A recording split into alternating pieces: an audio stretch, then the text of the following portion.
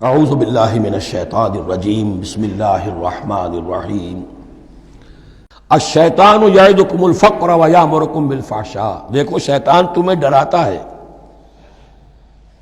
اور تمہیں اندیشہ دلاتا ہے فقر کا، مت خرچ کرو، رکھو، کیا پتا کیا کل کون سا وقت تم پر آ جائے۔ ویامرکم بالفحشاء، اور تمہیں حکم دیتا ہے بے حیائی کے کاموں کا۔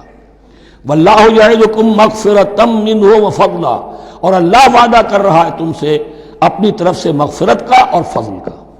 اب دیکھ لو، رخ روشن کے آگے شمع رکھ کر وہ یہ کہتے ہیں ادھر جاتا ہے دیکھیں یا ادھر پروانہ جاتا ہے۔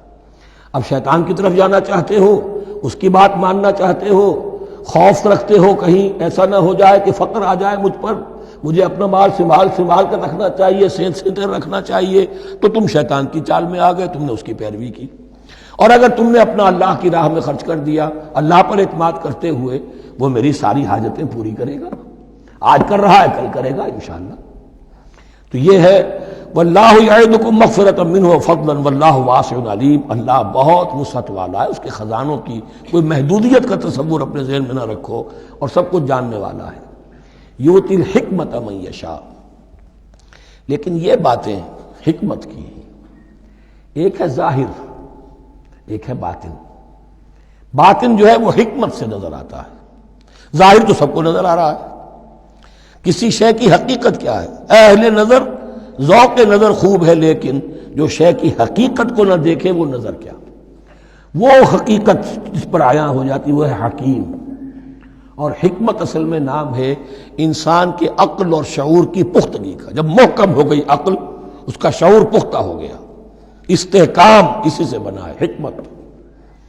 یؤتی الحکمت، اللہ تعالیٰ یہ فہم کی پختگی، عقل کی پختگی، شعور کی پختگی، حقائق رسی، حقائق تک پہنچ جانے کی صلاحیت دیتا ہے جس کو چاہتا ہے۔ وَمَن یُؤْتَ الْحِکْمَةَ فَقَدْ أُوتِیَ خَیْرًا کَثِیرًا، اور جسے حکمت دے دی گئی اسے تو خیر کثیر عطا ہو گیا، اس سے بڑا تو خیر کوئی اور ہے ہی نہیں۔ وَمَا يَذَّکَّرُ إِلَّا أُولُو الْأَلْبَابِ، اور نہیں نصیحت حاصل کر سکتے مگر وہی لوگ جو ہوش مند ہیں، جو اولو الالباب ہیں، عقل مند ہیں۔ لیکن جو دنیا پر ریجھ گئے ہیں، جن کے سارا دلی اطمینان اسی پر ہے کہ کافی ہے، بینک بیلنس بھی ہے، یہ بھی ہے، وہ بھی ہے، اتنے سٹاکس بھی ہیں، اتنا یہ بھی ہے، اتنا ہمارا جو ہے وہ جو بیلنس شیٹ آئی ہے اس کے ایسیٹس یہ ہیں، اگر اسی پر سارا بھروسہ اور اطمینان ہے تو ظاہر بات ہے وہ اولو الالباب نہیں ہے۔ وَمَا أَنفَقْتُم مِّن نَفَقَةٍ أَوْ نَذَرْتُم مِّن نَذْرٍ، اور جو بھی کچھ تم خرچ کرتے ہو، جو بھی نفقہ، جو بھی خیرات تم دیتے ہو، اور نظر تم من نظرین، اور یا جو بھی نظر تم دیتے ہو اللہ کے نام پر، منت مانگتے ہو، فإن اللہ یعلم، اللہ تعالیٰ اس سب کو جانتا ہے۔ وما للظالمین من انصار، اور یقیناً ظالموں کے لیے کوئی مددگار نہیں ہوں گے۔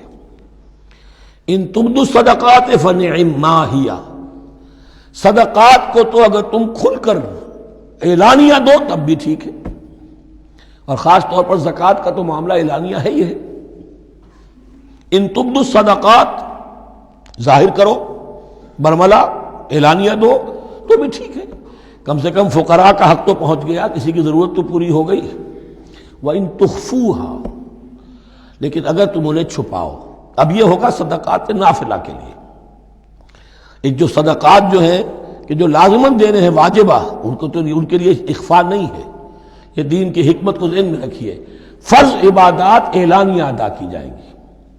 یہ وسوسہ بھی شیطان بہت سے لوگوں کے دلوں میں ڈال دیتا ہے کہ کیا 5 وقت جا کے مسجد میں نماز پڑھنی ہے، لوگوں پر اپنے تقویٰ کا روب گانٹھنا چاہتے ہو، گھر میں پڑھ لیا کرو۔ یا داڑھی رکھو گے، کیا چاہتے ہو، تم چاہتے ہو کہ لوگ تمہیں سمجھے متقی ہے تو میں اس لیے داڑھی نہیں رکھتا، ہوتا ہے وسوسہ۔ لیکن جو چیز واجب ہے وہ علن اعلان کرو، اس کے اظہار میں کوئی رکاوٹ نہیں۔ ہاں جو صدقات نافلہ ہیں، جو نماز نفل ہے، اسے چھپا کر کرو، اس کا اظہار بہت بڑا فتنہ ہوتا ہے، نفل عبادت کا اظہار بہت بڑا فتنہ ہے۔ وَإِن تُخْفُوهَا، اگر چھپاؤ، وَتُؤْتُوهَا الْفُقَرَاءَ، اور تم وہ ضرورت مندوں کو دے دو، فَهُوَ خَيْرٌ لَكُمْ، وہ تمہارے لیے بہت بہتر ہے۔ اب دیکھیے خیر لکم کہا، یہ تمہارے لیے بہتر ہے۔ پہلے کہا تھا ظاہر کر کے دیتے ہو فنعما ہی، وہ بھی ٹھیک ہی ہے، اس لیے کہ فقراء کا حق تو چلیے ادا ہو گیا، کچھ نہ کچھ مل تو گیا، خسیس کے اور کنجوس کے مال میں سے کچھ نکلا تو صحیح۔